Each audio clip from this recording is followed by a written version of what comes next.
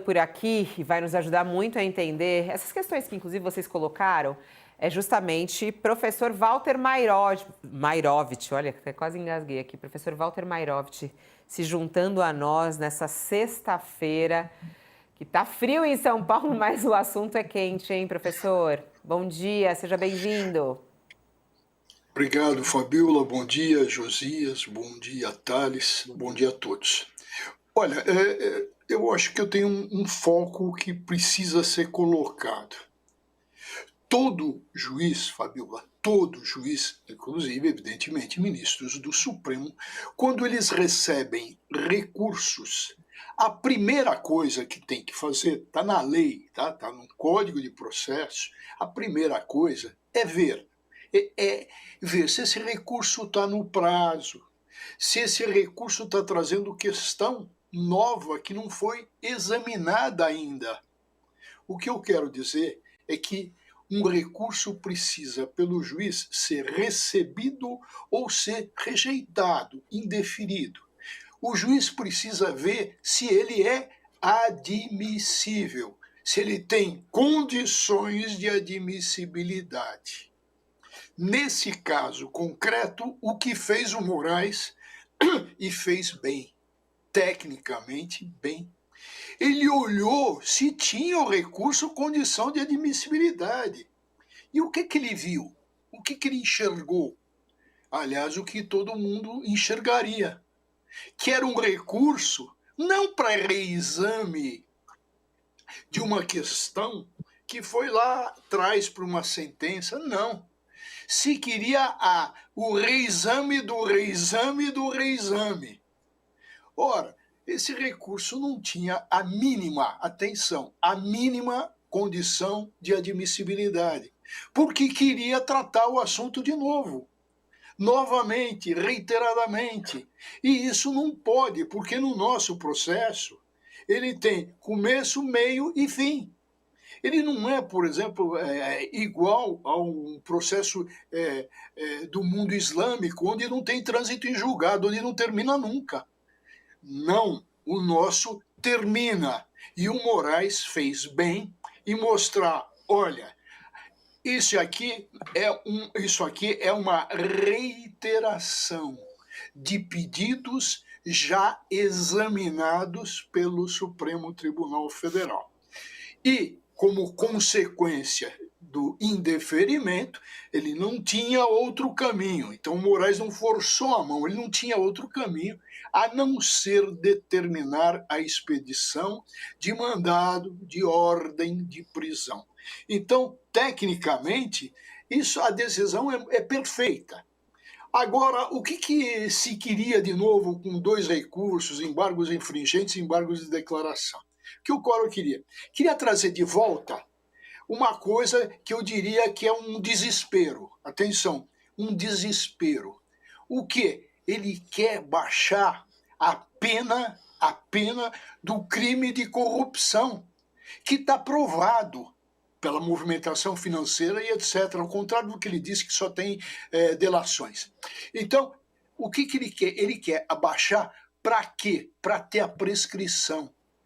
Prescrição da ação com relação à corrupção. É como se não tivesse nada acontecido, que não tivesse havido corrupção. Prescreveu a ação penal. Era essa a ideia recursal e que é trazida de novo, e o Moraes deu um breque. Então, todo o objetivo era a redução da pena de crime para se levar à corrupção. Os senhores vão dizer, mas tem dois crimes. Sim, mas o outro da prisão semiaberta ou aberta. Então, o Collor queria sair, aspas, como se diz no popular, bonitinho, um caso de lavagem de dinheiro, caso simples, tal, uma corrupção está fora, prescreveu a ação, a pretensão punitiva. Então, esse era o jogo do Collor. Evidentemente, deu com os burros na água. E, como lembrou o Thales, existem ministros que resistem. E o Gilmar Mendes é um. Ele já votou para baixar a pena. O Toffoli é outro. O Cássio com K, outro. e o outro ministro surpreende. Mas o que se quer? Se quer, na realidade, é, com essa redução de penas, mostrar que o Brasil é uma terra, uma república bananeira. E isso está sendo brecado principalmente pelo Moraes, Fachin, Fux e os outros que não estão nesse grupo de Gilmar, Dias Toffoli, o Cássio que entrou até de cabeça nesse grupo. Então, a decisão do Moraes tende a ser confirmada. Não há a mínima admissibilidade. E não se vai, e se não tem admissibilidade, não se vai reexaminar a pena, não se vai fazer mais nada. É isso, Fabiola. Muito, muito importante essa sua frase final, que era isso que eu queria saber. O senhor acredita, então, porque o senhor já falou aqui que a decisão de Alexandre de Moraes foi uma decisão correta, técnica, acertada. E o senhor acredita, então, agora que isso deve ser confirmado, porque o plenário vai analisar. O único que não vai participar, acho que, da votação é o Cristiano Zanin, por ele ter atuado na Lava Jato, né? Não vai participar desse julgamento, apesar desses ministros, né? Que o senhor falou que tem já uma tendência de amenizar, isso deve ser confirmado. A prisão de Collor deve ser confirmada na sua análise, professor Mairovich? Sim, porque esse recurso, ou os dois que ele apresentou, são inadmissíveis. Inadmissíveis. Por quê? Porque o recurso se dá para se mudar uma decisão por um fato não examinado. Esses fatos já foram examinados diversas vezes, inclusive por embargos de declaração, sob a alegação de omissão do acordo, de erro material.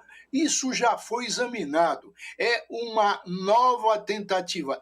Como se diz no popular, é mais do mesmo. Por isso é que o Moraes brecou. Então, o recurso é inadmissível. Esse julgamento é muito simples e pode ser muito rápido. O professor Mairovich, tem uma outra pergunta que está aparecendo demais aqui, em relação a outros envolvidos investigados na Lava Jato. Porque até as pessoas se surpreenderam, né, que essa prisão do Collor tem a ver com essas investigações.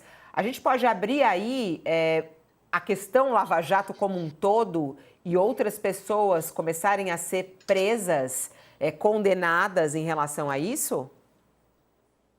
Olha, esse processo é específico.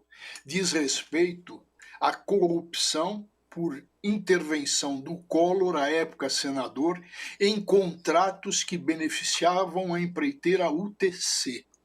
Então, é específico. É um caso da Lava Jato? Sim, é um caso da Lava Jato. Mas é um caso específico, onde se examinou delação premiada, essas delações foram confirmadas por prova documental, prova técnica, então ela foi dada como válida.